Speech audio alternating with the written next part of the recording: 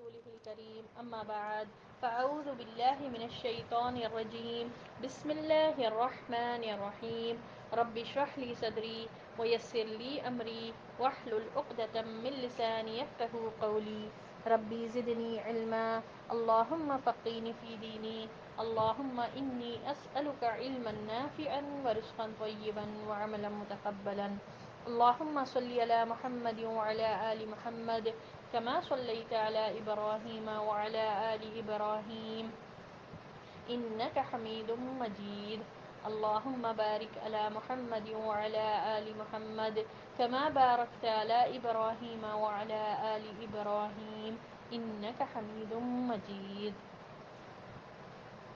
غزوہ خندق ہم لوگ کا سٹارٹ ہوا تھا. غزوہ خندق 5 ہجری میں ہوا اور تقریباً 1 مہینے سے زیادہ طویل یہ غزوہ چلا اور اس غزوے کو غزوہ احزاب بھی کہا جاتا. احزاب حزب کی جمع ہے، حزب کہتے ہیں گروپ کو، تو اس میں گروپس آف پیپل انوالو تھے، اس لیے اس کو احزاب غزوہ احزاب کہا جاتا. اس کو غزوہ احزاب کہا جاتا، ٹھیک ہے. اور غزوہ احزاب کا ذکر سورۃ الاحزاب جو 21ویں پارے میں ہے، ٹھیک ہے، اس میں اس کا ذکر ملتا ہم کو. اور وجہ کیا تھی اس غزوے کی؟ بنو نذیر جس کو آپ صلی اللہ علیہ وسلم نے جلا وطن کیا تھا، یہ لوگ خیبر میں پہنچ کر وہاں پر چین سے نہیں رہے، بلکہ ان کے 20 سردار پہلے قریش کے پاس گئے، جا کر ان کو اکسائے، پرومپٹ کرے کہ لڑے مدینہ والوں سے، یعنی مسلمانوں سے لڑے اور یہ لوگ ان کے ہیلپ کریں گے یہ بول کر بتائے. بہرحال قریش کو کنونس کرنے میں یہ لوگ کامیاب ہو گئے. پھر جب ان لوگ قریش کو منا چکے تو یہ لوگ بنو غطفان کے پاس گئے. یہ اہل نجد یعنی ریاض جو آج کے زمانے میں ہم جس کا نام ریاض ہے، وہاں کے قبیلے والوں کے پاس گئے. بنو غطفان کو بھی اس بات پر آمادہ کر لیے، ایگری کر لیے کہ مدینہ پر اٹیک کرنا ہے اور سب مل کر ایک ساتھ اٹیک کریں گے. تو بہرحال بنو غطفان بھی ریڈی ہو گیا. پھر یہ لوگ اطراف کے دوسرے قبائل میں بھی گھومے پھرے اور ان لوگوں کو بھی منا لیے. اس طرح ایک بہت بڑا لشکر ان لوگوں نے تیار کر لیا مسلمانوں کے خلاف. آپ صلی اللہ علیہ وسلم ہمیشہ الرٹ رہتے تھے کہ دشمنوں کی نقل اور حرکت پر ہمیشہ آپ صلی اللہ علیہ وسلم نگاہ رکھے ہوئے رہتے تھے. تو آپ صلی اللہ علیہ وسلم کو اس بات کی خبر ملی تو آپ صلی اللہ علیہ وسلم نے مشورہ کیا. مشورے پر سلمان الفارسی نے کہا کہ ہمارے یہاں پرشیا میں یا فارس میں ہمارے پاس دشمنوں کو مقابلے کے لیے خندق کھودی جاتی. تو آپ صلی اللہ علیہ وسلم نے اس مشورے کو پسند کیا اور اس پر عمل کرنا شروع کر دیا. تو سبحان اللہ 40 ہاتھ کھودنے کی جو ہے 10 لوگوں کا گروپ بنایا گیا تھا اور ان لوگوں کو ٹاسک دیا گیا تھا 40 ہاتھ، ٹھیک ہے. تو اب یہ عمل شروع ہو گیا. جیسے ہی دشمنوں کے لیے پریپریشن سے پہلے یہ عمل شروع کر دیا گیا.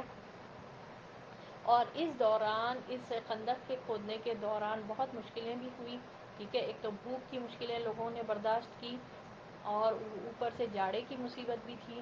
جاڑے کا دن کے راتوں میں بہت مشکل ہوتی تھی، مگر لوگوں نے پیچھے نہیں ہٹا اور آپ صلی اللہ علیہ وسلم کے سامنے بھوک کی شکایت کرنے کے لیے آ کر جو ہے نا اپنے پیٹ پر ایک پتھر بنا ہوا بتائے کوئی آ کر، تو آپ صلی اللہ علیہ وسلم نے اپنے پیٹ پر 2 پتھر بندھے ہوئے دکھائے.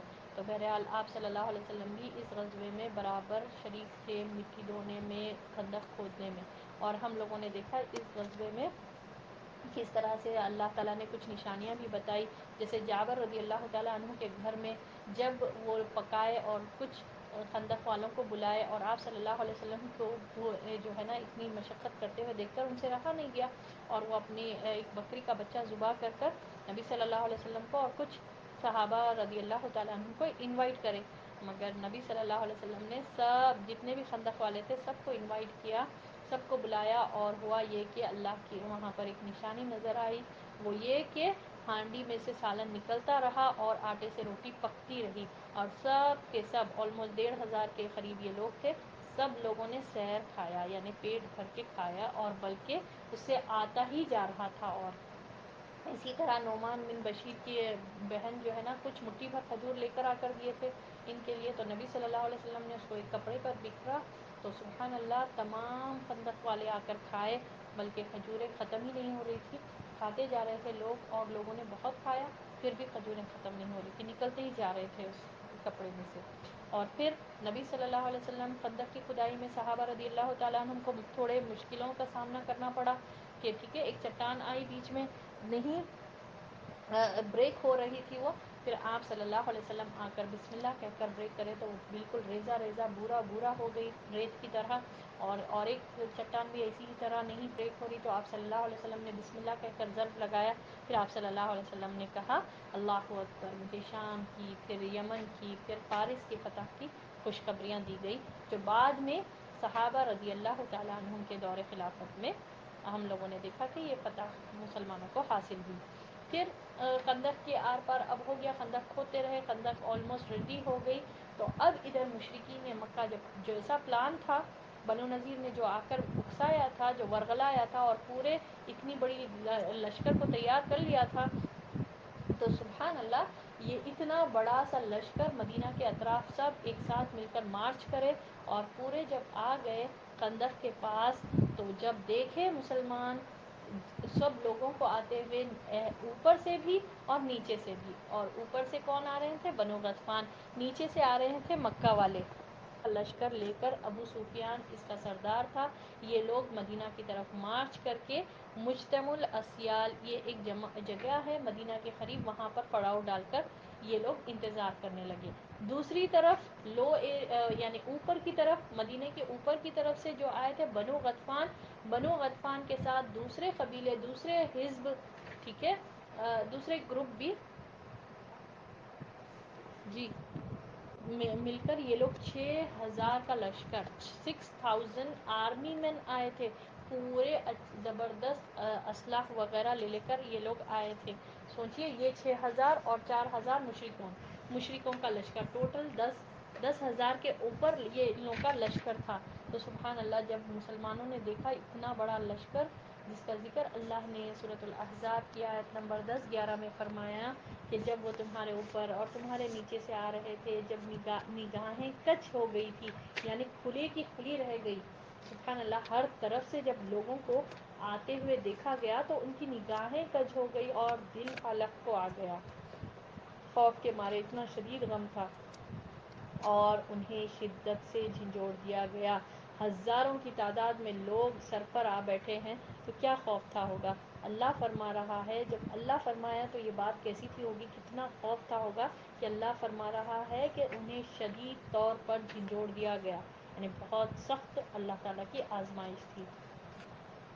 پھر جب یہ ہم لوگوں نے پڑھا کہ سورۃ الاحزاب میں اللہ ذکر فرماتا ہے، 12ویں آیت ہے کہ جب اہل ایمان نے ان جتھوں کو دیکھا تو کہنے لگے تو یہ تو وہی چیز ہے جس کا وعدہ ہم سے اللہ اور اللہ کے رسول نے کیا ہے، یعنی کہ اب یہاں پر لوگ ہیں نا طرح طرح کی سوچ میں مبتلا ہو گئے، اللہ کے معاملے میں جو ہے نا ایسی باتیں سوچنے لگے طرح طرح کی مختلف قسم کی، مگر جو خالص مومن تھے، اخلاص والے تھے، ان لوگوں کا یہ تھا معاملہ کہ یہ تو وہی ہے جس کا وعدہ ہم سے اللہ اور اللہ کے رسول نے فرمایا ہے کہ ڈیفینیٹلی تم کو آزمایا جائے گا، جنت آسان نہیں ہے، جنت مشقتوں سے گھیر دی گئی ہے، اور اللہ تعالیٰ ضرور بضرور تم کو آزمائے گا، جس کا ذکر سورۃ البقرہ میں ہم کو ملتا کہ ڈیفینیٹلی آزمائش ہوگی۔ اگر ہم کیا لوگ یہ سمجھے بیٹھے ہیں، اللہ نے یہ ذکر فرمایا ہے قرآن میں، کیا لوگ یہ سمجھ بیٹھے ہیں کہ صرف وہ ایمان لائے اگر یہ کہہ دینے پر ان کو ایسے ہی چھوڑ دیا جائے گا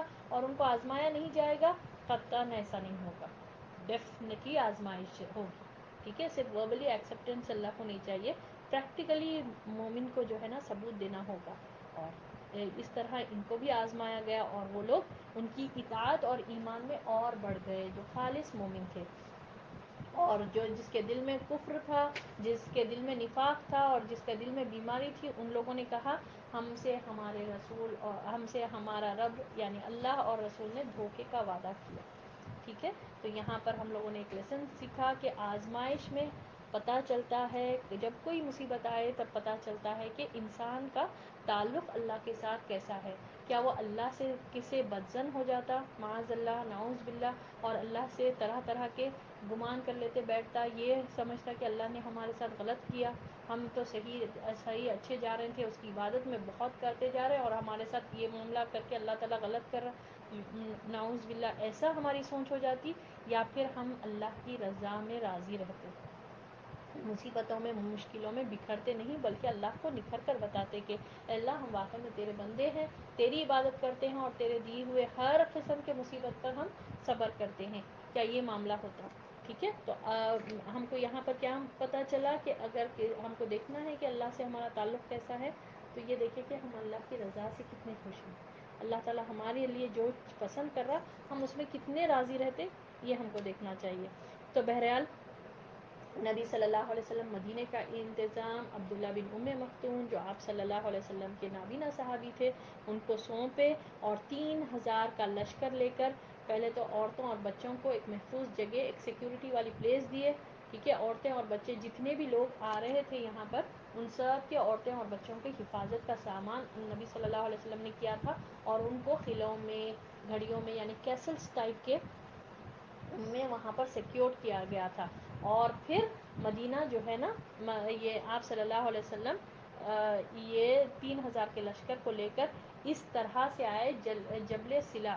ٹھیک ہے. اس کو پیچھے پشت پہ کرتے ہوئے مشرکوں کے سامنے آ گیا، اور سامنے جو مسلمانوں کے سامنے جو تھی وہ خندق تھی.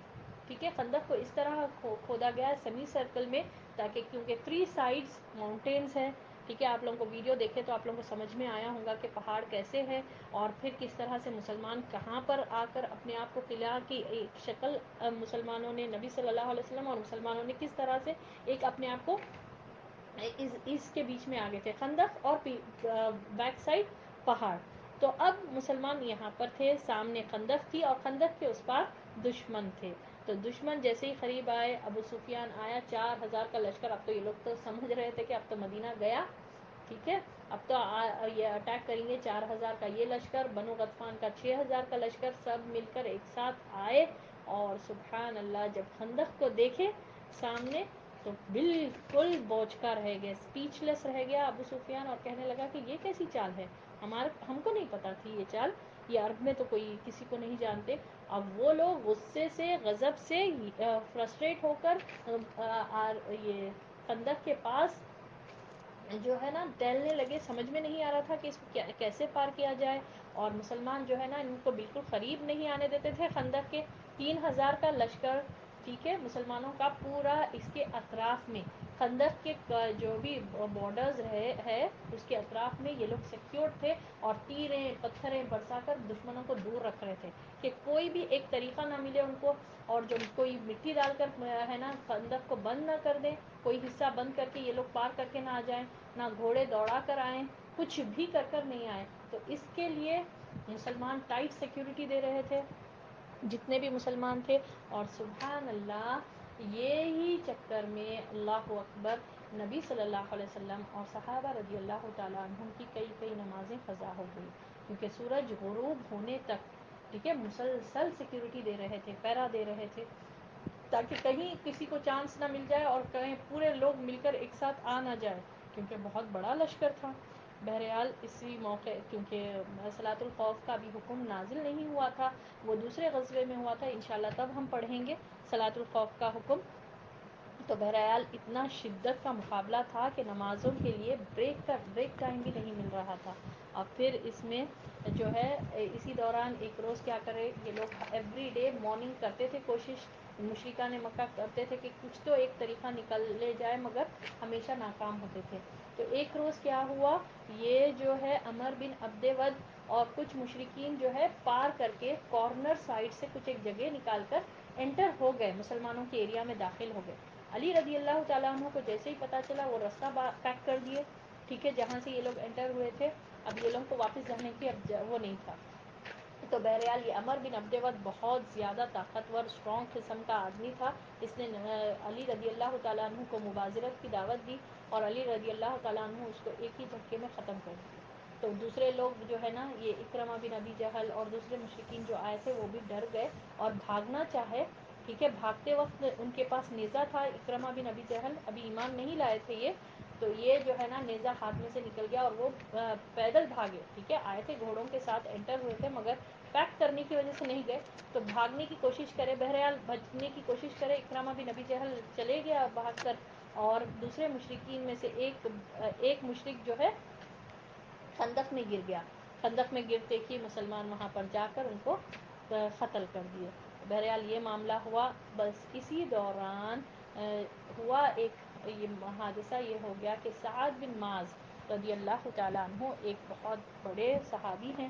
ٹھیک ہے, ہم ان کے بارے میں پیچھے پڑھے کہ کس طرح سے انہوں نے ایمان لے کر آئے, اور ایمان لانے کے بعد تمام قبیلے والوں کو کہا تھا کہ اب ٹھیک ہے سب لوگ مسلمان ہو جائیں. اور یہ اتنے اسٹرانگ ایمان والے تھے کہ جنگ بدر میں آپ صلی اللہ علیہ وسلم کو انہوں نے کہا تھا کہ آپ اگر اے اللہ کے رسول صلی اللہ علیہ وسلم آپ اگر ہمیں برق غمات کو بھی لے کر جائیں تب بھی ہم پیچھے نہیں ہٹیں گے. اور سعد بن معاذ ہی ہیں جنہوں نے نبی صلی اللہ علیہ وسلم کو کے لیے جنگ بدر میں چھپر بنایا تھا. ایک ٹینٹ بھی آئیڈیا بھی ان کا ہی تھا, اور یہی جو ہے نا آپ صلی اللہ علیہ وسلم کی حفاظت بھی کر رہے تھے ٹینٹ کی. تو سبحان اللہ, یہ بہت یعنی بڑے صحابی ہیں. ان کو تیر لگ گئی, اور تیر کیسے لگی ان کو؟ تیر جو ہے نا بازو میں رائٹ سائڈ شہرک کے پاس لگ گئی, جس کی وجہ سے وہ بہت زیادہ زخمی ہو گئے تھے. اور وہ انہوں نے دعا یہ کی کہ جب اگر اس جنگ میں یہ دشمن باقی ہے تو اللہ تعالیٰ ان کو جب تک زندہ رکھے, ورنہ اسی زخم سے ان کی موت آ جائے. ٹھیک ہے, اور یہ بھی انہوں نے دعا کی تھی کہ مجھے موت نہ دینا جب تک کہ بنو قریظہ سے میری آنکھیں ٹھنڈی نہ ہو جائے, یعنی بنو قریظہ کے ساتھ برا ہوتے ہوئے دیکھیں. ٹھیک ہے, انشاءاللہ ہم پڑھیں گے کہ کیوں انہوں نے یہ بھی دعا کی تھی, بعد میں یہ بھی دعا انہوں نے کی تھی. اچھا, اس کے تعلق سے حضرت عائشہ رضی اللہ تعالیٰ عنہ فرماتی ہیں, کل آپ لوگوں کو بتائی کہ میں کس طرح سے ہوا.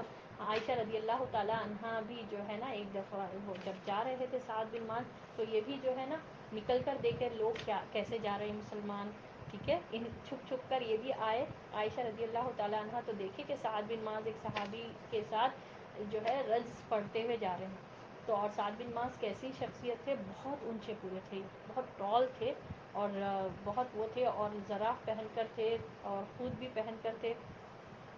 تو یہ جو زراف پہن کر تھے ان کی, کیونکہ بہت عظیم شخصیت تھے, بہت ٹال تھے, تو وہ ذرا جو ہے نا ان کو برابر نہیں ہو رہی تھی, اور ان کا کچھ گردن کا حصہ کھلا ہوا تھا گردن کے پاس کا. تو جب ہی وہ ان کو دل میں خیال آیا تھا, عائشہ رضی اللہ تعالیٰ عنہ فرماتی ہے کہ جب ہی مجھے خیال آیا تھا کہ کہیں ایسا نہ ہو کہ یہ ان کو نقصان نہ پہنچائے اور کوئی چیز آ کر تلوار یا تیر وغیرہ وہاں پر نہ لگ جائے, کیونکہ ذرا بس نہیں ہو رہی تھی. اتنے میں پھر وہاں سے عمر رضی اللہ تعالیٰ عنہ اور دوسرے صحابہ گزرے. تو عمر رضی اللہ تعالیٰ عنہ جب دیکھے ان کو بہت ڈانٹے عائشہ رضی اللہ تعالیٰ عنہ کو کہ تم اتنی جری ہو, یہاں پر کیوں آئے, کوئی پکڑ کر لے کر جاتے تو کیا ہوتا. بہرحال ملامت بہت زیادہ کرے ان کو, تو جس کی وجہ سے وہ سن کر کیا سوچے عائشہ رضی اللہ تعالیٰ عنہ کہ ایسا ہوتا کہ زمین پھٹ جاتی اور میں زمین میں دھس جاتی. اتنا زیادہ وہ غصہ کرتے رہے, کچھ کوئی تمہیں پکڑ کر لے کر جاتا, کوئی تمہارے پاس کچھ ہو جاتا تو ہم کیا کرتے, اس طرح سے وہ کہنے لگے. تو عمر رضی اللہ تعالیٰ عنہ کے ساتھ طلحہ بن عبید اللہ تھے. ٹھیک ہے, وہ خود سب آپ ہے نا کہ آپ کوئی وار کے جو ڈریس رہتا وہ پہن کے رہتا, ہم پہچان نہیں سکتے, رائٹ. ٹھیک ہے, یہی چیز ہم دیکھیے غزوہ احد میں بھی مصعب بن عمیر کا وفات ہوئی. ٹھیک ہے, وہ شہید ہوئے, تو لوگوں کو مشہور یہ ہو گیا لوگوں میں کہ محمد صلی اللہ علیہ وسلم معاذ اللہ شہید ہو گئے ہیں. ٹھیک ہے, تو یہ وجہ ہے کہ پہچانا نہیں جاتا نا, چہرہ پورا کمپلیٹلی ڈھکا ہوا ہوتا, چہرے پہ جو ہے نا کیپ پہنے ہوئے رہتے, وہ خود جس کو کہا جاتا, پھر سینے پر زرہ وغیرہ رہتا. تو پھر وہ عمر رضی اللہ تعالیٰ عنہ کے ساتھ جو صحابی تھے خود وغیرہ پہن کے تھے, تو وہ پہچان نہیں پائے. پھر بعد میں وہ نکالے تو وہ طلحہ بن عبید اللہ تھے. انہوں طلحہ بن عبید اللہ نے کہا کہ اے عمر, آج تو تم نے حد کر دی, اتنا ڈانٹ رہے ہو عائشہ رضی اللہ تعالیٰ عنہ کو, اور اللہ کے سوا کون سی پناہ ہو سکتی. تو بہرحال ایسا واقعہ ہے, وہ سناتی ہے. پھر بعد میں وہ جس بات کا ان کو ڈر تھا کہ وہ چھپ چھپ کر دیکھ رہے تھے, اور اتنے میں ان کے سعد بن معاذ جب جگ کے اوپر یہ تیر چلی, ٹھیک ہے, تو انہوں نے دیکھا, اور ان کو جو ہے نا جا کر لگی یہ تیر. اور پھر یہ شخص کس طرح سے ہوا اس کا آگے ہم پڑھیں گے. ان کو جو تیر لگ گیا تھا, پھر بعد میں انہوں نے دعا کی کہ بنو قریظہ سے میری جب تک ان سے میری آنکھیں ٹھنڈی نہ ہو جائے, اللہ جب تک مجھے موت نہ دے. تو یہ واقعے کا ذکر وہ بھی فرماتے ہوئے اس طرح کہتی ہے. چلیے, آج کا ہمارا ہوپ یہاں تک آپ لوگوں کو سب کو ان لوگوں نے بنو قریظہ نے غداری کی تھی. چلیے ہم پڑھیں گے جیسا کہ گزر چکا ہے کہ بنو قریظہ رسول اللہ صلی اللہ علیہ وسلم کے ساتھ عہد میں بندھے ہوئے تھے. کون سے عہد میں؟ آنسر دینا، ایسا ایکٹیو رہنا چاہیے. سبحان اللہ. تو دیکھیے یہ یہاں پر میثاق مدینہ ہوا تھا ان لوگوں سے انشاءاللہ. تو اب یہ آپ صلی اللہ علیہ وسلم نے ان سے عہد کیا تھا. تو لیکن اس غزوے کے دوران بنو نذیر کے سردار حوئی بن اخطب نے بنو قریظہ کے سردار کعب بن اسد کے پاس آ کر بڑے ڈھنگ سے عہد شکنی کرنے پر آمادہ کر دیا. کون آیا؟ بنو نذیر کا سردار. بنو نذیر کے 20 سردار، حوئی بن اخطب بھی شامل تھا جہاں پر قریش کے پاس گئے تھے. اب یہاں پر بنو نذیر کا سردار حوئی بن اخطب کیا کرا؟ بنو قریظہ کے سردار کعب بن اسد کے پاس آیا. ٹھیک ہے، حوئی بن اخطب کس کے پاس آیا؟ کعب بن اسد کے پاس، جو بنو قریظہ کا سردار تھا. ٹھیک ہے، آ کر اس نے بڑا اچھے طریقے سے اس کو سمجھایا. کعب بن اسد کو یہ حوئی بن اخطب سمجھا کر بولا کہ عہد شکنی کر دو، یعنی عہد توڑ دو. محمد صلی اللہ علیہ وسلم سے جو عہد ہے توڑ دو. اب کوئی جو ہے نا وہ نہیں رکھنا، عہد نہیں باقی رکھو. چنانچہ قدرے پس و پیش کے بعد کعب نے عہد توڑ دیا اور قریش اور مشرکین کے ساتھ ہو گیا. اللہ اکبر. اب بنو قریظہ مدینے کے انٹیریئر میں، اب ایکسٹرنل فورس ہے قریش اور بنو غطفان. ٹھیک ہے، 10,000 کا لشکر آؤٹ سائڈرز ہے. اب یہ بنو قریظہ کہاں پر ہے؟ مدینہ کے انٹیریئر میں ہے. عہد و پیمان ہو کر تھا کہ وہ لوگ کوئی نقصان نہیں پہنچائیں گے ہم کو، ہمارے گھر یا عورتوں اور بچوں کو. اب یہ لوگوں کو اس نے بھڑکا کر یہ بنو نذیر کا سردار حوئی بن اخطب کیا کرا؟ کعب بن اسد کے پاس گیا جو بنو قریظہ کا سردار تھا. اس کو بولا کہ نہیں تم بھی عہد شکنی کر دو. کیوں؟ محمد صلی اللہ علیہ وسلم کے نبھاتے عہد. بہرحال جس طرح بھی انہیں کنونس کرنا تھا کنونس کر دیا اور کعب ریڈی ہو گیا. ٹھیک ہے، کعب بن اسد اس کا نام تھا. یہ ریڈی ہو گیا اور پھر مشرکوں اور بنو غطفان کے ساتھ ہو گیا. بنو قریظہ مدینہ کے جنوب میں تھا جبکہ مسلمان کا مورچہ شمال میں تھا. اللہ اکبر. دیکھیے یہ بنو قریظہ کہاں پر تھے؟ مدینہ کے ساؤتھ میں، اور مسلمان کہاں پر ہے؟ شمال میں، نارتھ میں. ٹھیک ہے، اتنی دوری پر تھا. اب نارتھ سے مسلمان جا کر ان لوگوں کو پہلے یہاں پر جو ہے بالکل گنجائش ہی نہیں ہے کہ مسلمان جا کر ان لوگوں کو ان سے وہ کریں. ٹھیک ہے، کیونکہ ایکسٹرنلی ادھر بھی ہے وہاں پر خندق کی بھی حفاظت کرنا ہے. خندق کے وہ سائڈ پورے اتنے بڑا لشکر 10,000 کے اوپر لشکر ویٹ کر رہا، ان لوگوں کو بھی دیکھنا ہے. اور پیچھے کی طرف یہ لوگ جو ہے نا مدینہ میں یہ لوگ جو ہے نا غداری کرتی ہے. اور اب آپ صلی اللہ علیہ وسلم نے کیا کیا؟ تو ہوا کیا؟ بنو قریظہ مدینہ کے جنوب میں تھا جبکہ مسلمان کا مورچہ شمال میں تھا. لہٰذا بنو قریظہ اور مسلمان عورتوں اور بچوں کے درمیان کوئی رکاوٹ نہ تھی اور انہیں سخت خطرہ تھا. رسول اللہ صلی اللہ علیہ وسلم کو خبر ہوئی تو آپ صلی اللہ علیہ وسلم نے فوری اسٹیپ لیا. کیا کیا؟ دیکھیے، مسلمہ بن اسلم رضی اللہ تعالیٰ عنہ کو 200 اور زید بن حارثہ کو 300 آدمی کے دے کر عورتوں اور بچوں کی حفاظت کے لیے بھیجا، اور سعد بن عبادہ کو مزید چند انصاری صحابہ رضی اللہ تعالیٰ عنہ کے ساتھ اس خبر کی تحقیق کے لیے روانہ کیا. یہ لوگ گئے تو یہود کو انتہائی خیانت یعنی دغا بازی پر آمادہ پایا. انہوں نے علانیہ گالیاں بکی، دشمنی کی باتیں کی اور رسول اللہ صلی اللہ علیہ وسلم کی اہانت بھی کی. دیکھیے یہ کس طرح سے ان لوگوں نے بغاوت کی، غداری کی کہ بنو قریظہ مدینہ کے اندر میں ہے. ٹھیک ہے، اب یہاں پر آپ صلی اللہ علیہ وسلم کو جیسے ہی معلوم ہوا تو آپ صلی اللہ علیہ وسلم پہلے تو ایک صحابہ کے ساتھ 200 صحابی دے کر بھی جائے، اور کون ہے وہ؟ مسلمہ بن اسلم کو. ٹھیک ہے، کیونکہ اب عورتیں اور بچے وہاں پر ان لوگ کچھ بھی کر دے سکتے تھے. مسلمان دور ہے، ٹھیک ہے، مسلمان نارتھ میں ہے اور وہ لوگ ساؤتھ میں ہے. اب اگر غداری پر آ گئے یہ لوگ، جیسے ہی خبر ملی آپ صلی اللہ علیہ وسلم پہلے کیا کرے؟ دیکھیں کتنے آپ صلی اللہ علیہ وسلم کی حکیمانہ تدبیر رہتی تھی. پہلے کیا کرے؟ بھجائے 200 کو، 200 لشکر کو بھجائے جا کر ان کی حفاظت کرے. پھر اور ایک صحابی کے ساتھ زید بن حارثہ کے ساتھ 300 کو بھجائے، ٹوٹل 500 آدمیوں کو. اب آپ یہاں پر لشکر کی کتنی ضرورت کی؟ 3,000 میں سے 500 کو بھجا دیا. ٹھیک ہے، کیوں؟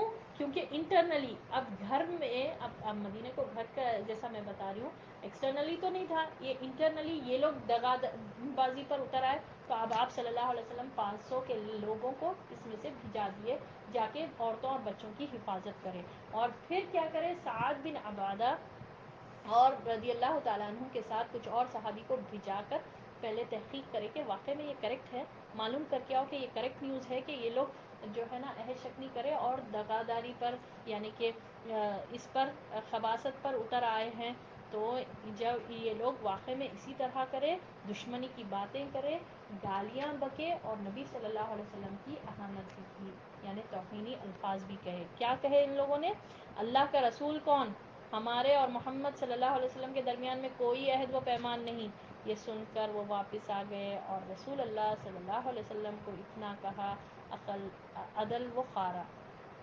ٹھیک ہے، اس سے پتہ چلتی، ٹھیک ہے، یہ لوگ سنیں، سعد بن عبادہ گئے جا کر معلوم کرے کیا ہے، تم لوگوں نے کیا عہد شکنی کر لی ہے، کیوں تم لوگ دغا بازی کر رہے، تو یہ کعب بن اسد اور ان کے لوگوں نے کہا کہ ہاں ہم تو پہچانتے بھی نہیں کون اللہ کا رسول، ٹھیک ہے، اتنی ان لوگ گالیاں بھی بکے، دشمنی پر اتر آئے، نفرت کے باتیں بھی کرے ان لوگ بنو قریظہ، اور ان لوگوں نے کیا کہا، کون اللہ کا رسول، ہم کسی اللہ کے رسول کو نہیں پہچانتے، محمد صلی اللہ علیہ وسلم اور ہمارے بیچ میں کوئی معاہدہ نہیں، اتنے بڑے جھوٹے، اتنے بڑے دغاباز قسم کے لوگ ہیں یہ، اب پھر یہ لوگوں نے اس بات کو کنفرم کر کے آ کر محمد صلی اللہ علیہ وسلم کو صرف اتنی ہی بات کہی، ازل و قارا، ٹھیک ہے، ازل و قارا کہاں پر پڑھے تھے آپ لوگ، بڑے باتیں کرے تھے اور دعویٰ کر کے گئے تھے وفاداری کا کہ ہم اسلام سیکھیں گے، مگر ان لوگوں نے کیا کیا، ان لوگوں نے دھوکہ دیا اور کس طرح سے بدعہدی کی، بدعہدی کر کر یہ لوگ 10 صحابہ رضی اللہ تعالیٰ عنہ کو قتل کر دیے، کس طرح سے، جس طرح رئیسہ بتا رہے تھے کہ 7 کو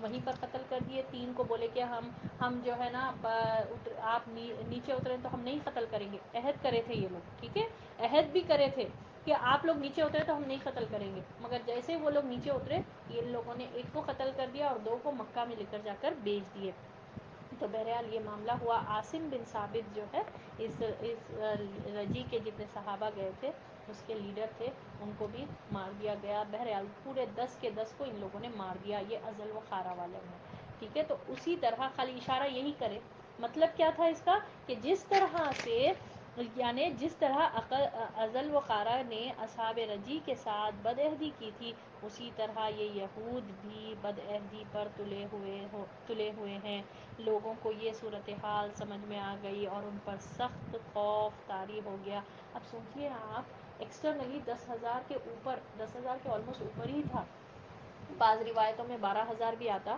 تو سبحان اللہ، اب آپ ان لوگ کو فیس کر رہے ہیں، یہاں پر اتنی ٹائٹ سیکیورٹی یہ لوگ دے رہے ہیں، تیرہ برسا رہے، نمازیں قضا ہو رہی اس چکر میں، اب یہاں پیچھے سے گھر سے یہ نیوز ملتی کہ یہاں کے یہ لوگ بدعہدی کر دیے، اب بدعہدی کرنے کا مطلب یہ ہے کہ اب عورتیں اور بچے سیکیور نہیں ہیں، اب لوگوں نے صحابہ رضی اللہ تعالیٰ عنہم نے جب یہ سعد بن عبادہ آ کر بولے کہ ہاں یہ صحیح نیوز ہے، ٹھیک ہے، نبی صلی اللہ علیہ وسلم اور مسلمانوں کو بولے کہ یہ صحیح نیوز ہے، جیسے ازل وقارہ بدعہدی کرے اسی طرح یہ ہوا، زبردست خوفداری ہوا، اور کیا حالت ہوئی، جیسا کہ اللہ ارشاد فرماتا ہے، وَإِذَا زَاغَتِ الْأَبْصَارُ، اس کا ارشاد میں وَإِذَا زَاغَتِ الْأَبْصَارُ وَبَلَغَتِ الْقُلُوبُ الْجَنَاحَ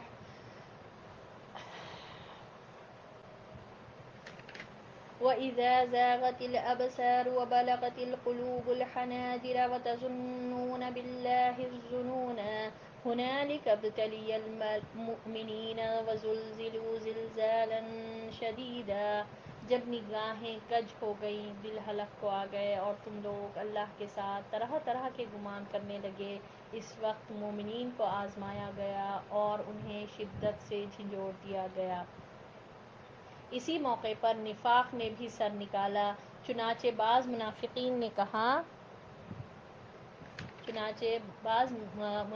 نے کہا محمد صلی اللہ علیہ وسلم تو ہم سے وعدہ کرتے تھے کہ ہم قیصر و کسریٰ کے خزانے کھائیں گے، اور یہاں یہ حالت ہے کہ قضائے حاجات کے لیے بھی نکلنے کے لیے بھی جان کی خیر نہیں، یعنی اتنا بڑا انہوں نے ٹونٹ کیا، منافقین، یہ عبداللہ بن ابی کے اینڈ سو آن، وہ کمپنی کے لوگوں نے کیا کہا کہ کہاں یہاں پر ہم کو محمد صلی اللہ علیہ وسلم جو ہے نا کسرا اور قیصر کی خوشخبریاں بتا رہے ہیں کہ یہاں پر ہم کو وہ فتح ہوگی، یہ حاصل ہوگی، اور یہاں پر تو قضائے حاجت کو جانے کی بھی خیر نہیں ہے.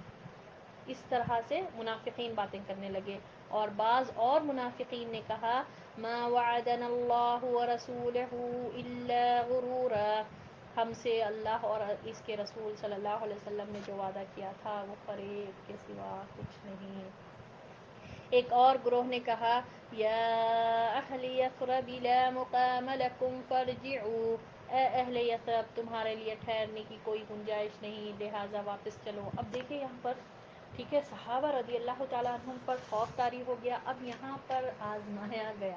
ٹھیک ہے اب کون سچے ہیں کون کھرے ہیں پتہ چل رہا، کون کھوٹے ہیں یہ بھی پتہ چل رہا. کس طرح سے منافقین کا لیڈر یہ عبداللہ بن ابی یہ باتیں کرنے لگا، کہاں یہ وعدے کر رہے یہ جو قیصر اور کسرا کے ہم کو خزانے ملیں گے، ہم وہاں کوئی حکومت کریں گے، اور یہاں پر تو قضائے حاجت بھی جانے کے لیے یعنی اتنا بڑا ٹونٹ اس نے کیا تھا. پھر دوسرے اور منافقین نے کہا کہ اللہ اور اللہ کے رسول نے ہم سے دھوکے کا وعدہ کیا تھا کہ ہم کو نکال کر لے کر آئے وہاں سے، اب ہماری جان تو پھنس گئی اور ہمارے عورتیں اور بچے بھی نہیں ہیں سیف وہاں پر. پھر اور دوسرے لوگوں نے کیا کہا چلو چلو یہاں سے چلو، یہاں پر تو ہمارے لیے کچھ بھی نہیں ہے اور یہاں پر ٹھہرنے کی گنجائش ہی نہیں ہے، چلو لہٰذا واپس چلو.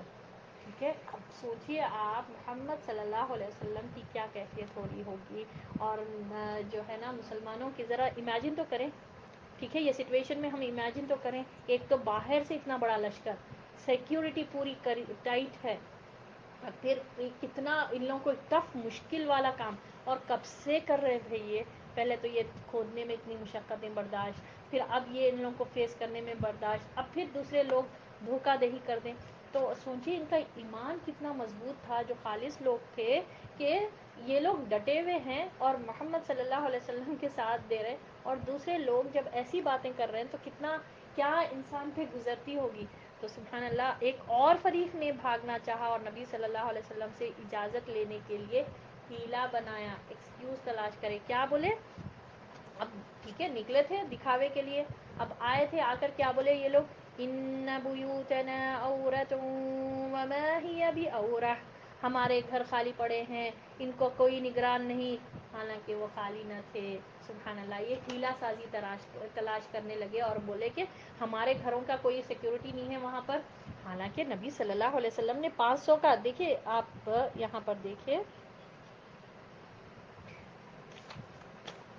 ٹھیک ہے یہاں پر اگر آپ دیکھیں تو آپ صلی اللہ علیہ وسلم آلریڈی 500 کے لوگ لشکر کو اتنے زیادہ لوگوں کو بھجا دیے تھے، حالانکہ یہاں پر سخت ضرورت تھی حفاظت کے لیے چاہیے تھا، مگر آپ صلی اللہ علیہ وسلم نے کیا کیا کہ بھجائے تھے 500 کا، مگر یہ لوگ ہیلا سازی کیا کرے بنائے کیا ایکسکیوز نہیں نہیں ہمارے عورتیں اور بچے سیف نہیں ہیں وہاں پر، گھریں پورے انسیکیورڈ ہے کیونکہ بنو قریظہ جو ہے نا وہ کر دیے. ٹھیک ہے ان لوگوں دغاداری کرنے پہ آ گئے، بدعہدی کرنے پر آ گئے، تو اس طرح ہمارے گھر سیف نہیں ہے اس لیے ہم کو اجازت دے. ٹھیک ہے ہیلا بنائے بہانہ بنائے، حالانکہ وہ خالی نہ تھے کیونکہ آلریڈی نبی صلی اللہ علیہ وسلم بھیج چکے تھے. بہرحال جب بنو قریظہ کی غداری کی خبر رسول اللہ صلی اللہ علیہ وسلم کو پہنچی، اب یہ اس میں پہنچ رہی لوگ بہانے بنا رہے، تو آپ صلی اللہ علیہ وسلم کو کیا ہوا، آپ صلی اللہ علیہ وسلم کو رنج و علم ہوا. آپ صلی اللہ علیہ وسلم نے اپنا چہرہ اور سر کپڑے سے ڈھک لیا اور دیر تک چت لیٹے رہے یعنی سیدھے لیٹے رہے. اب آپ صلی اللہ علیہ وسلم پر بہت زیادہ غم ہوا. ٹھیک ہے سمجھ میں نہیں آیا آپ صلی اللہ علیہ وسلم کو کیا کرے، ادھر ایکسٹرنلی بھی اتنے بڑے دشمن بیٹھے ہوئے ہیں یعنی مدینہ کے اندر بھی اب یہ لوگ بھی دشمن بن گئے، کیا کرنا. تو آپ صلی اللہ علیہ وسلم اپنے چہرے کو کپڑے سے ڈھانپ لیے. اللہ اکبر، اور کتنی کی دیر تک اسی طرح سیدھے لیٹے ہوئے رہے. اب کیا ہوا پھر اللہ اکبر کہتے ہوئے اٹھے اور مسلمانوں کو فتح و نصرت کی خوشخبری دی کہ اب اللہ کی طرف سے آ گئی یہ خوشخبری. آزمایا گیا وہ دیکھنا تھا اللہ تعالیٰ کو کہ کون کتنے کھڑے ہیں آزمائشوں میں، کون کتنا رسول صلی اللہ علیہ وسلم کا ساتھ دیتے، کون کتنا بھاگتے، کون کتنے ایکسکیوزز تلاش کرتے، یہ دیکھنا تھا. اب یہ ہو گیا. اب آپ صلی اللہ علیہ وسلم بہت دیر تک یعنی اتنا شدید غم تھا کہ کیا جائے، عورتیں اور بچے وہاں پر ہیں مدینہ میں، اب وہ انسیکیورڈ ہو رہے. تو اب آپ صلی اللہ علیہ وسلم اپنے چہرے پر کپڑا ڈال کر بہت دیر تک لیٹے ہوئے رہے، اور پھر کچھ دیر کے بعد اٹھ کر آپ صلی اللہ علیہ وسلم نے مسلمانوں کو فتح اور نصرت کی خوشخبری دی. یعنی اللہ تعالیٰ نے وحی کے ذریعے بتا دیا کہ ڈیفینیٹلی فتح ہوگی، اب اللہ کی مدد آئے گی. پھر آپ صلی اللہ علیہ وسلم نے چاہا، ٹھیک ہے، دیکھیے اب یہاں پر خوشخبری ملی، اللہ نے بتایا، ٹھیک ہے، کہ فیور میں ہوگی، مگر آپ صلی اللہ علیہ وسلم وہیں پر بیٹھ گئے نہیں، ہاتھ پہ ہاتھ رکھ کر. آپ صلی اللہ علیہ وسلم نے چاہا کہ عیینہ بن حسن کے پاس پیغام بھیج کر مدینے کے 1/3 پھل پر مصالحت کر لے اور وہ بنو غطفان کو لے کر واپس چلا جائے. لیکن انصار کے دونوں سردار سعد بن معاذ اور سعد بن عبادہ رضی اللہ تعالیٰ عنہ نے اسے منظور نہ کیا اور کہا، جب ہم لوگ اور یہ لوگ دونوں شرک پر تھے تب تو یہ لوگ ایک دانے کی بھی طمع نہیں کر سکتے تھے، تو بلا اب جب کہ اللہ نے ہمیں اسلام سے نوازا ہے اور آپ صلی اللہ علیہ وسلم کے ذریعے عزت بخشی ہے، ہم انہیں اپنا مال کیوں دیں؟ واللہ ہم انہیں صرف تلواریں دیں گے. اس پر آپ صلی اللہ علیہ وسلم نے ان دونوں کی رائے کو درست فرمایا، درست قرار دیا. یعنی کہ ہوا کیا، اب آپ صلی اللہ علیہ وسلم پریشان ہو کر رنج اور غم کی حالت میں جب لیٹے، ٹھیک ہے، بہت دیر تک سیدھا لیٹے رہے اپنے چہرے پر کپڑا ڈال کر، اور اللہ کی طرف سے، ٹھیک ہے، فتح اور نصرت کی خوشخبری ملی. تو آپ صلی اللہ علیہ وسلم نے کہا، مشورہ کیا صحابہ رضی اللہ تعالیٰ عنہ سے، کیوں نہ ہم یہ بنو غطفان کا جو سردار تھا، جو بڑا لیڈر تھا، جیسے یہاں پر مشرکوں کا ابو سفیان تھا، یہاں پر بنو غطفان کا لیڈر کون تھا؟ عیینہ بن حسن. ٹھیک ہے، ہم اس کو کیا کریں گے، ہم اس کے پاس اس کو ہم بولیں گے کیا 1/3 پھل پر مصالحت، یعنی اس کو ایک بول دیں گے کہ 1 سال کا جو نکلتا نا، ٹھیک ہے، جتنی بھی پیداوار مدینے میں ہوتی ہے، ہم تم کو 1/3 دے دیتے، تم اپنا بنو غطفان کو پوروں کو واپس لے کر جاؤ. ٹھیک ہے، تو سعد بن عبادہ اور سعد بن معاذ نے کہا نہیں. ٹھیک ہے، اوس اور خزرج کے لیڈر ہے، اوس کے لیڈر سعد بن معاذ، خزرج کے لیڈر سعد بن عبادہ، ان دونوں نے کہا نہیں، اے اللہ کے رسول صلی اللہ علیہ وسلم، یہ لوگ دشمن ہیں، یہ لوگ ہم سے کچھ امید نہیں رکھے اور ہمارے لیے اتنا بڑا لشکر لے کر آئے، تو ہم کیوں ان کو دیں، کیوں ان سے مصلحت کریں، کیوں ان سے کمپرومائز کریں. ہم جو ہے نا ان کو ہم صرف تلوار ہی دیں گے، ہمارے پاس اسلام کی دولت ہے، ہم بس ان کو کچھ نہیں دیں گے، ان کو کچھ نہ اپنا مال نہیں دیں گے، اپنی دولت نہیں دیں گے، یعنی کوئی کھجور وغیرہ کچھ نہیں دیں گے، بلکہ ہم تو ان کو تلواریں دیں گے. تو یعنی ہم صلح ان سے بالکل نہیں کریں گے. اور آپ صلی اللہ علیہ وسلم نے ان کی رائے اس کو پسند فرمایا. کلیئر؟ احزاب میں پھوٹ اور غزوے کا خاتمہ. کیسا پھوٹ پڑ گئی؟ اللہ کے کام بھی نرالے ہیں. ابھی حالات اسی سنگین مرحلے سے، ٹف سچویشن چل رہا تھا، اس سے گزر رہے تھے کہ نعیم بن مسعود رضی اللہ تعالیٰ عنہ خدمت نبوی میں حاضر ہوئے. ان کا تعلق قبیلہ غطفان سے تھا اور وہ قریش اور یہود کے دوست بھی تھے. انہوں نے عرض کیا کہ یا رسول اللہ صلی اللہ علیہ وسلم، میں مسلمان ہو گیا ہوں اور میری قوم کو میرے اسلام کا علم نہیں ہے، لہٰذا آپ صلی اللہ علیہ وسلم مجھے کوئی حکم فرمائیے. بنو غطفان کو بلونگ کرتے تھے نعیم، ٹھیک ہے، نعیم بن مسعود. ٹھیک ہے، اب اللہ کے کیسے کام نرالے ہوتے، دیکھیے سبحان اللہ. اللہ تعالیٰ ٹھیک ہے فرشتوں کو بھی بھیج سکتا، اور اللہ تعالیٰ نے اس غزوے میں بھی بھیجا، مگر جو ہے نا زمین کے لوگوں کو بھی اللہ تعالیٰ کیسا یوز کرتا. تو یہ نعیم بن مسعود، دیکھیے یہ کتنے کی پوائنٹ تھے یہاں پر. دیکھیے آپ کیا ہوا، یہ آئے، بنو غطفان کو بلونگ کرتے تھے وہ قبیلے سے.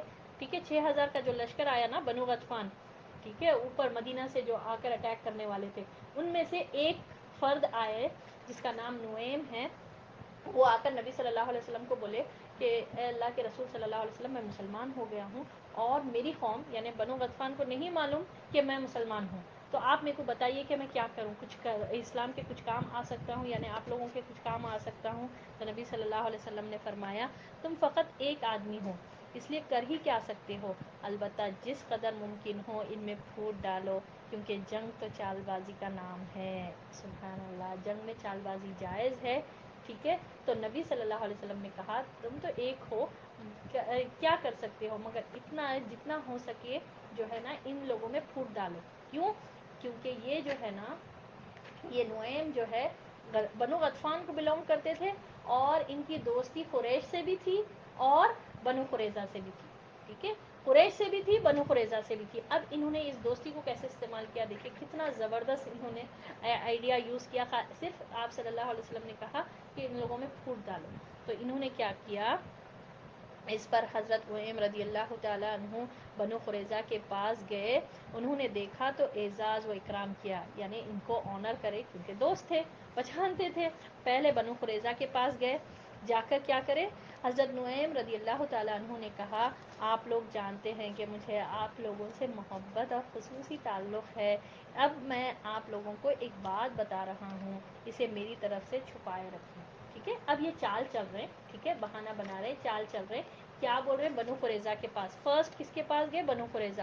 ان کے ریلیشنز بنو قریظہ سے بھی تھے، ان کا ریلیشن قریش سے بھی تھا. ٹھیک ہے، ان کس کو بلونگ کرتے ہیں، بنو غطفان کو. ٹھیک ہے، تری کو بھی بلونگ کرتے ہیں، بنو غطفان کو بلونگ کرتے، اور پھر ان کے ریلیشنز بنو قریظہ سے بھی تھے اور قریش سے بھی تھے. تو فرسٹ کس کے پاس گئے، نعیم بنو قریظہ کے پاس گئے، اور جا کر جب وہ گئے تو ان لوگوں نے آنر کیا، کیونکہ پہچانتے تھے، دوستی تھی، ریلیشن اچھا تھا. انہوں نے اعزاز اور اکرام کیا. حضرت نعیم رضی اللہ تعالیٰ عنہ نے کہا کہ آپ لوگ جانتے ہیں کہ میرے کو آپ سے کتنی محبت ہے، آپ کا اور میرا ایک خصوصی تعلق ہے، تو میں آپ کو ایک بات بتا رہا ہوں، میری طرف سے چھپائے رکھنا. یعنی میں آپ کو ایک سیکرٹ بتانے والا ہوں، کسی کو نہیں شیئر کرنا اور چھپائے رکھنا. انہوں نے کہا جی ہاں. حضرت نعیم رضی اللہ تعالیٰ عنہ نے کہا بنو قینقاع اور بنو نذیر پر جو گزر چکی ہے اسے آپ جانتے ہیں. اب آپ لوگوں نے قریش اور غطفان کا ساتھ دیا ہے، مگر ان کا معاملہ آپ جیسا نہیں ہے. یہ علاقہ آپ کا اپنا علاقہ ہے، یہاں آپ کے بال بچے ہیں، عورتیں ہیں، مال اور دولت ہے. آپ لوگ یہاں سے کہیں اور نہیں جا سکتے، جبکہ ان کا علاقہ مال، دولت، عورتیں اور بال بچے دور دراز ہیں. انہیں موقع ملا تو کوئی قدم اٹھائیں گے، ورنہ اپنے علاقے کی راہ لے لیں گے، اور آپ کو محمد صلی اللہ علیہ وسلم کے رحم اور کرم پر چھوڑ دیں گے، اور وہ جس طرح چاہیں گے انتقام لیں گے. تو انہوں نے کیا بات کہی، دیکھیں زبردست ان کی ویک پوائنٹ پر بات کرے. ٹھیک ہے، ان کو کیا بولے، دیکھو بنو قریظہ کے پاس گئے، بنو قریظہ مدینہ کا قبیلہ، ٹھیک ہے، ان کے پاس جا کر بولے دیکھو بھئی آپ لوگ یہاں پر ہے، آپ لوگ بنو قینقاع اور بنو نذیر کے ساتھ کیا ہوا آپ لوگوں کو معلوم. کیا ہوا ان لوگوں کے ساتھ، ان کو نبی صلی اللہ علیہ وسلم نے بدعہدی پر جلا وطن کا حکم دیا، ان کے پورے، ٹھیک ہے، بنو قینقاع چھوڑ کر چلے گئے، اور پھر بنو نذیر بھی ہم ریسنٹلی پڑھے غزوہ بنو نذیر میں کس طرح ان لوگ اپنے کنڈیاں، کھڑکیاں، دروازے سب نکال کر لے کر گئے تھے، خیبر میں جا کر بس گئے تھے. تو کیا ہوا معاملہ آپ کو معلوم ہے. اب ریمیننگ آپ ہی ایک قبیلہ بچا ہوا ہے. اب آپ لوگ یہاں پر مدینہ میں رہتے، اور آپ کے بال بچے یہیں پر ہے، عورتیں یہیں پر ہے، آپ کا مال دولت یہیں پر ہے، جبکہ قریش، ٹھیک ہے، آپ جس کے باتوں میں آ کر، اور بنو غطفان جس کے باتوں میں آ کر آپ ان لوگوں کا ساتھ دینے پر آمادہ ہو گئے. ٹھیک ہے، یہ بنو نذیر کے سردار جو آیا تھا ہوئے بن اخطب، اس کے باتوں میں آ کر ان کا ساتھ دیں گے بول کر بولے تھے نا. اب آپ لوگ جو بدعہدی کر لیں گے، یہ لوگ تو واپس چلے جائیں گے، ان کا کیا نقصان ہوگا. اگر یہ لوگ، اگر موقع ملا تو جنگ کریں گے، نہیں ملا تو پھر وہ لوگ تو واپس چلے گئے، تو ان کے تو کچھ نقصان نہیں. مال ان کا وہاں پر ہے، قریش کا مال مکے میں ہے، قریش کے عورتیں مکے میں ہے، قریش کے بال بچے مکے میں ہے. اسی طرح بنو غطفان کے جو ہے نا بہرحال ان کے وہاں پر ہے. اب رہے آپ لوگ یہاں، اب آپ صلی اللہ علیہ وسلم آئیں گے تو جس طرح چاہیں گے آپ لوگوں سے انتقام لیں گے. ٹھیک ہے، ان کی وہی بات سے ان لوگوں نے، یعنی نعیم بن مسعود نے یہی بات ان کا ویک پوائنٹ پکڑ کر ان کو بتایا. یہ سن کر وہ چونک پڑے، بولے اب کیا کیا جا سکتا ہے. وہ ڈر گئے. ٹھیک ہے، بنو قریظہ والے پورے ڈر گئے. لیڈر جو تھا بنو قریظہ کا لیڈر کعب بن اسد ڈر گئے، وہ پورے لوگ ڈر گئے. اب کیا کریں گے یہ پوچھے. تو نعیم نے کہا جب تک وہ اپنے آدمی یرغمال کے طور پر نہ دے، ان کے ساتھ جنگ میں شریک نہ ہونا. یعنی کہ انہوں نے آئیڈیا کیا دیا کہ یرغمال یعنی ہوسٹیج، یعنی ضمانت کے طور پر کچھ آدمی ان کے پاس سے لے لو آپ. ٹھیک ہے، تو یہ قریش اور غطفان سے کچھ آدمی مانگو، اور ان کے پاس سے کچھ، یعنی ضمانت کے طور پر ہم سے کچھ آدمی چاہیے آپ کی، تو تاکہ ہم آپ کی مدد کریں. یرغمال کے طور پر کچھ آدمی ان سے مانگے، تو ان کے ساتھ جنگ میں جب تک شریک نہیں ہونا، اگر وہ لوگ نہ دیں تو شریک نہیں ہونا. انہوں نے کہا آپ نے بہت درست بات کہی ہے، یعنی کہ اب یہ آئیڈیا بھی دے رہے نوئم، اور بولے کہ آپ ہے نا ایک کام کرو، ہوسٹیج کے لیے کچھ جو ہے نا آدمی وغیرہ مانگو ان سے، اگر وہ لوگ ریڈی ہو رہے تو ٹھیک ہے، ورنہ اب جب تک ان جنگ میں شریک نہیں ہونا۔ تو ان لوگوں نے کہا کہ بہت صحیح آئیڈیا دیے آپ اے نعیم۔ تو اب اس کے بعد حضرت نعیم رضی اللہ تعالیٰ عنہ نے قریش کا رخ کیا۔ اب دیکھیے وہاں پر قریش کے پاس جا کر کیا بولتے ہیں یہ، اس کے بعد حضرت نعیم رضی اللہ تعالیٰ عنہ نے قریش کا رخ کیا اور ان کے سرداروں کے ساتھ ملاقات کرتے ہوئے کہا، آپ لوگ جانتے ہیں کہ مجھے آپ سے محبت اور خیر خواہی ہے؟ انہوں نے کہا جی ہاں ٹھیک ہے، کیونکہ ان سے بھی اچھا ریلیشن تھا۔ تو حضرت نعیم رضی اللہ تعالیٰ عنہ نے کہا، تو میں آپ کو ایک بات بتانے جا رہا ہوں، اسے میری جانب سے چھپائے رکھیں، یعنی ویسی ہی بات ان کو بھی کہے۔ انہوں نے کہا ہم ایسا ہی کریں گے۔ حضرت نعیم نے کہا بات یہ ہے کہ یہود نے محمد صلی اللہ علیہ وسلم سے عہد شکنی کی ہے، اس پر وہ نادم ہیں، انہیں ڈر ہے کہ آپ لوگ انہیں محمد صلی اللہ علیہ وسلم کے رحم و کرم پر چھوڑ دیں گے اور واپس چلے جائیں گے۔ یعنی جو بات انہوں بولے تھے وہی بات، جو ڈر ان کے دل میں ڈالے تھے وہی ڈر کا ذکر ادھر آ کر قریش کے سامنے کر رہے آ کر، جو بولے کہ اب وہ لوگ جو کرے عہد شکنی یعنی کہ عہد توڑ دیے، بدعہدی جو کرے اس پر وہ لوگ اب نادم ہیں، ٹھیک ہے، یعنی کہ وہ لوگ اس بات پر شرمندہ ہے، اور وہ لوگ یہ جانتے ہیں کہ اگر وہ لوگ جو ہے ان لوگوں کو آپ لوگ محمد صلی اللہ علیہ وسلم کے رحم و کرم پر چھوڑ دیں گے، لہٰذا انہوں نے محمد صلی اللہ علیہ وسلم سے مراسلت کی ہے، یعنی کمیونیکیشن، بات کر کے کیا کرے کہ آپ لوگوں سے کچھ یرغمالی لے کر ان کے حوالے کر دیں، پھر آپ لوگوں کے خلاف ان سے اپنا معاملہ استوار کر لیں، اور محمد صلی اللہ علیہ وسلم اس پر راضی ہو گئے ہیں، لہٰذا آپ لوگ چوکنا رہیں، اور اگر وہ آپ سے یرغمالی طلب کریں تو ہرگز نہ دیں۔ قریش کو جا کر کیا بولے کہ یرغمالی وہ لوگ پوچھیں گے ہرگز نہیں دینا، ان کو کیا بولے بنو قریظہ کو یرغمالی وہ لوگ پوچھیں گے ان لوگوں کو نہیں دینا، ان کو بولے کہ یرغمالی پوچھو، ٹھیک ہے۔ تو اب یہاں پر دیکھیے آپ کتنا یہ زبردست ان کی یہ جو پلاننگ تھی، حالانکہ ایک تھے مگر کیا زبردست انہوں نے انٹیلیجنٹ وے میں جو ہے نا اپنا تعلق کتنا اچھا یوز کرے، اور اسلام قبول کر کے انہوں نے کتنی بہترین طریقے سے مسلمانوں کی مدد کی، ٹھیک ہے۔ اب قریش کے پاس جا کر کیا بولے کہ دیکھیے وہ لوگ جو ہے نا یہ بنو قریظہ اپنی حرکت پر شرمندہ ہے کہ بدعہدی کر دیے بول کر، تو یہ لوگ محمد صلی اللہ علیہ وسلم سے بات کر لیے، اور ان لوگ کیا بولے کہ ہم شرمندہ ہے، ہم کیا کریں گے، ہم بنو غطفان اور قریش سے کچھ لوگوں کو پوچھیں گے ان سے یرغمالی کے طور پر، اور یہ لوگوں کو آپ کو دے دیں گے، پھر آپ جانیں کہ آپ یہ لوگوں کے ساتھ کیا معاملہ کرتے، ٹھیک ہے، یا بلیک میل کرتے، جس طرح سے اگر آپ عام لینگویج میں کریں گے کچھ لوگوں کو لے کر، ٹھیک ہے، اب آپ لوگ واپس جاؤ تو ان کو ہم قتل کر دیں گے، کچھ بھی بول سکتے تھے محمد صلی اللہ علیہ وسلم۔ تو یہ آئیڈیا انہوں نے یوز کیا، تو وہ لوگ پریشان ہو گئے، اور ان لوگوں نے کہا تو اب کیا جائے، تو انہوں نے کہا کہ نعیم رضی اللہ تعالیٰ عنہ نے کہا کہ اگر وہ لوگ آپ سے یرغمالی پوچھے تو ہرگز نہیں دینا، یعنی ہوستے ہیں، سمجھ میں آ رہا آپ لوگوں کو، کلیئر ہے؟ زبردست آئیڈیا یوز کرے، تو اب یہ لوگ کو بولے کہ یرغمالی کے طور پر، ہوسٹیج کے طور پر اگر آپ سے وہ لوگ پوچھے تو ان کو ہرگز نہیں دینا۔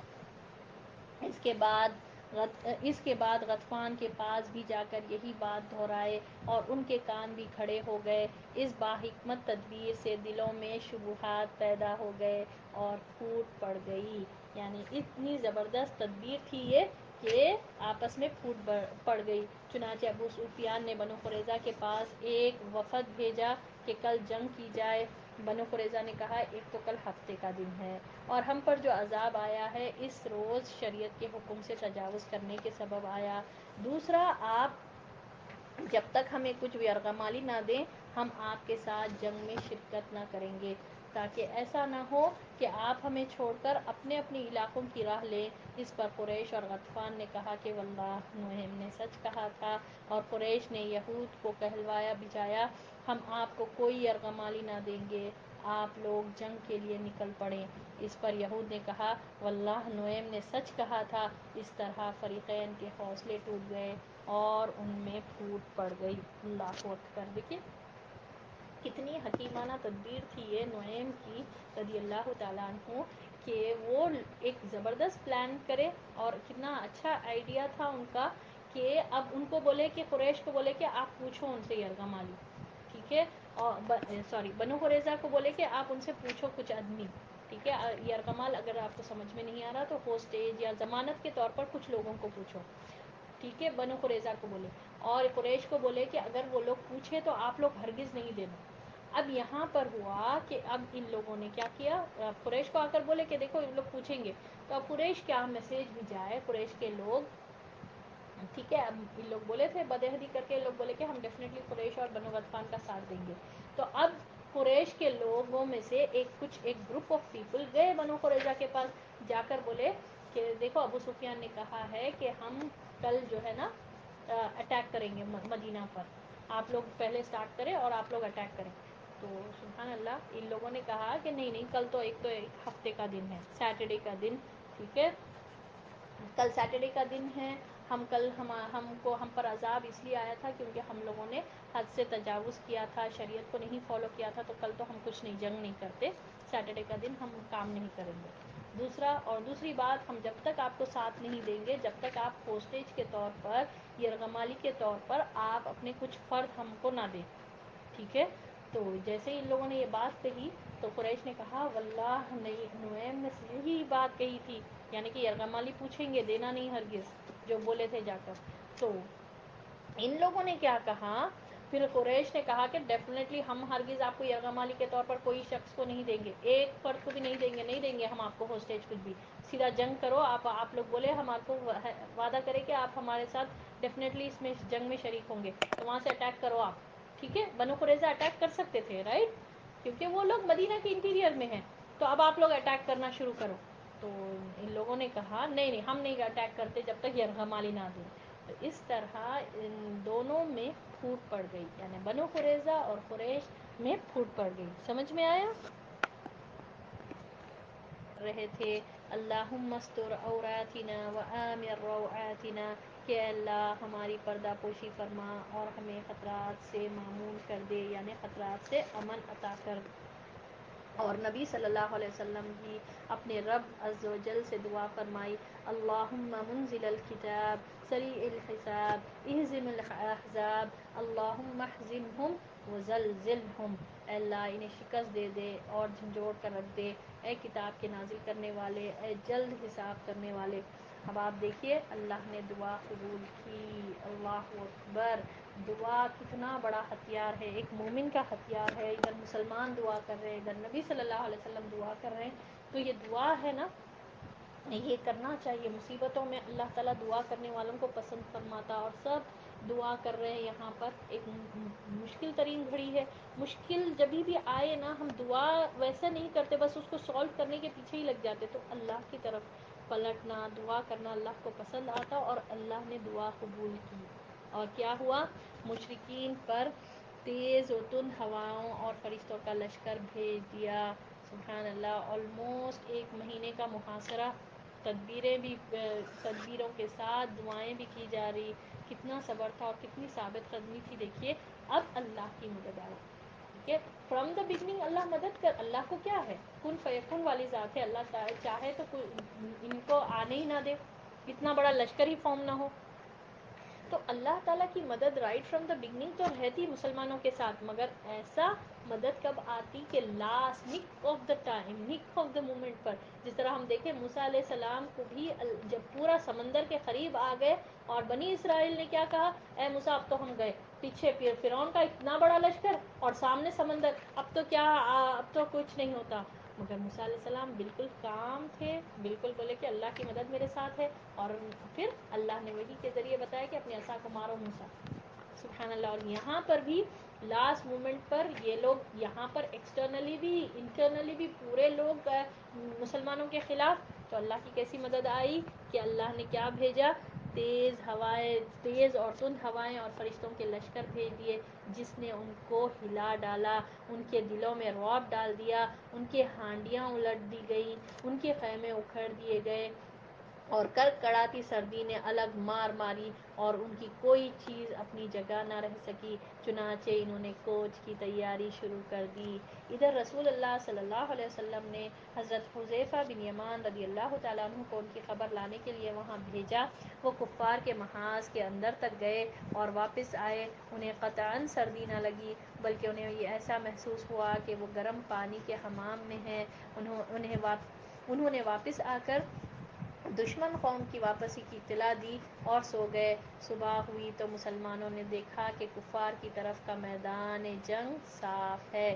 اللہ نے کفار کو کسی خیر کے بغیر غیظ و غضب سمیت واپس کر دیا تھا اور ان سے جنگ کے لیے تنہا ہی کافی ہوا تھا، اور اللہ قوی اور عزیز ہے۔ اس غزوے کی ابتدا شوال 5 ہجری میں اور انتہا 1 مہینے بعد ذی قعدہ میں ہوئی۔ یہ مدینہ پر ضرب لگانے اور اسلام اور مسلمانوں کا خاتمہ کرنے کے لیے دشمنان اسلام کی سب سے بڑی کوشش تھی، لیکن اللہ نے انہیں نامراد کیا اور ان کی سازشیں ناکام بنا دی، اور ان کی طاقتوں کے مجموعی طور پر ناکام ہونے کے معنی یہ تھے کہ اب چھوٹے چھوٹے متفرق گروہ مدینہ کا رخ کرنے کی ہمت بدرجہ اولیٰ نہیں کر سکتے۔ چنانچہ نبی صلی اللہ علیہ وسلم نے اس کی خبر دیتے ہوئے فرمایا، الآن نغزوہم ولا یغزوننا نحن نسیر الیہم۔ اب ہم ان پر چڑھائی کریں گے اور وہ ہم پر چڑھائی نہ کریں گے، اب ہمارا لشکر ان کی طرف جائے گا۔ سبحان اللہ۔ یہاں پر دیکھیے صفیں اور صفیں کے پلٹ دیا اللہ نے، کتنا بڑا ان لوگ، اتنے بڑا لشکر، سوچئے 10,000 کے اوپر کے لشکر کو اللہ تعالیٰ نے تباہ و برباد کر دیا، پھوٹ پڑ گئی ان میں۔ ایک تو یہ بھی معاملہ ہوا اور اللہ کی طرف سے بھی ایسی مدد آئی کہ ان کی طرف ہی تیز ہوا چلی۔ سبحان اللہ۔ مسلمانوں کی طرف وہ کچھ بھی نہیں ہوا، ان کے خیمے ویسی برقرار تھے، ان کی طرف کچھ بھی نہیں تھا۔ یہاں پر ایسی تیز ہوا آئی، فرشتوں کے ذریعے سے اللہ نے ان کے دلوں پر رعب ڈال دیا، ان کے ہانڈیاں پلٹ گئے، جانوریں جو ہے رسی توڑا کر بھاگ گئے۔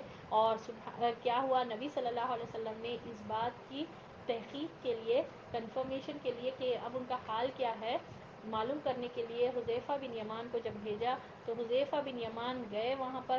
لوگوں کو پتہ نہیں چلا کہ وہ حذیفہ بن یمان ہے، مسلمان ہیں۔ وہ اپنی آئیڈینٹی چھپا کر ان کے بیچ میں بیٹھے اور جا کر معلوم کر کے آئے، تو یہ لوگ پورے پریشان، ان کا حال ایسا تھا کہ بالکل پلٹ کر اب چلے جا رہے تھے، اور یہ لوگ ڈیسائیڈ یہ کرے کہ نہیں اب ہم واپس چلے جائیں گے، اور غصے اور غضب سے واپس پلٹ گئے۔ اور حذیفہ بن یمان آ کر نبی صلی اللہ علیہ وسلم کو خبر دیے کہ وہاں پر یہ لوگ ہیں نا، ان لوگوں میں پھوٹ پڑ گئی۔ پہلے تو نعیم رضی اللہ تعالیٰ عنہ کے ذریعے سے پھوٹ پڑ گئی، اور دوسرا یہ لوگ واپسی کیا تیاری کر رہے ہیں، یہ خبر دے کر سو گئے۔ اور جب یہ وہ اس طرف گئے، ٹھیک ہے، خندق کے اس طرف گئے، انہوں نے ایز اف ایسا فیل کیا کہ وہ گرم اس میں رہ کر آئے۔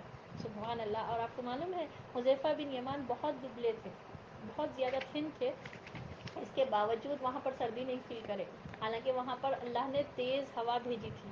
سبحان اللہ۔ ان کو کچھ اثر نہیں ہوا، کیا صرف ان کے خیمے، جو یہ دشمنان اسلام تھے، ان کے خیمے اکھڑ گئے، ان کے اوپر تیز ہوا چلی، ان کے ہانڈیاں الٹ گئے، اور وہ بالکل صبح ہوئی تو بالکل میدان صاف تھا، سب چھوڑ کر چلے گئے۔ سبحان اللہ۔ یہ تھی اللہ کی مدد۔ اور اس غزوے کے بعد آپ صلی اللہ علیہ وسلم نے کہا کہ آج کے بعد کوئی اب ہم پر چڑھ کر نہیں آئے گا، یعنی ایسا بار بار لشکر لے کر آ جاتے تھے۔ یہ 5 ہجری، ٹھیک ہے، نصف ہجری گزر گئی، تب یہ نبی صلی اللہ علیہ وسلم نے کہا خلاص اب نہیں ہوگا، اب کوئی ہم پر چڑھ کر نہیں آئے گا، اب ہم چڑھ کر جائیں گے۔ سبحان اللہ۔ اور یہ تھی مسلمانوں کی تدبیر۔ کیا چیز تھی جو کام میں آئی؟ مسلمانوں کی تدبیر، دعائیں اور استقامت۔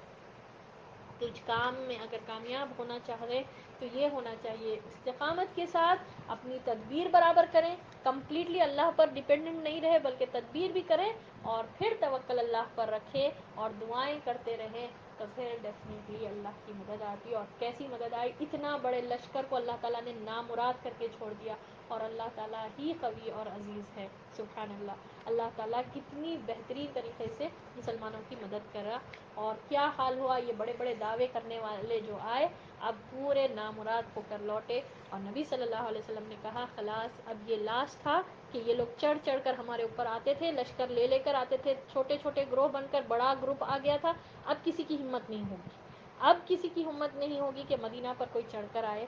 اب ہم چڑھ کر جائیں گے, اور ایسے ہی ہوا الحمدللہ. اور ہم کو سبق یہ ملتا کہ تدبیر, دعا اور استقامت کے ساتھ اللہ کی مدد آتی ہے. اللہ کرے کہ ہمارے ساتھ بھی اللہ تعالیٰ معاملات درست فرما دے, اور ہم کو بھی اللہ پر کامل توکل کرنے والا اور دعائیں کرنے والا اور مشکل اور مصیبت میں صبر اور استقامت سے اللہ پر توکل کرنے والا اللہ ہم کو بنائے. ہم جو کچھ بھی پڑھ رہے ہیں وہ حق ہے, یہ ایسی ہی طرح سے ہوا. ہم کوئی سیرت میں بھی پڑھ رہے ہیں ہم, سبحان اللہ, ہم کو قرآن جو سچا اور زندہ معجزہ ہمارے بیچ میں موجود ہے اس میں بھی اس کا ذکر ہے. اللہ کرے کہ ہم کو کامل یقین عطا فرمائے اور کامل توکل کرنے والا اللہ ہم سب کو بنا دے.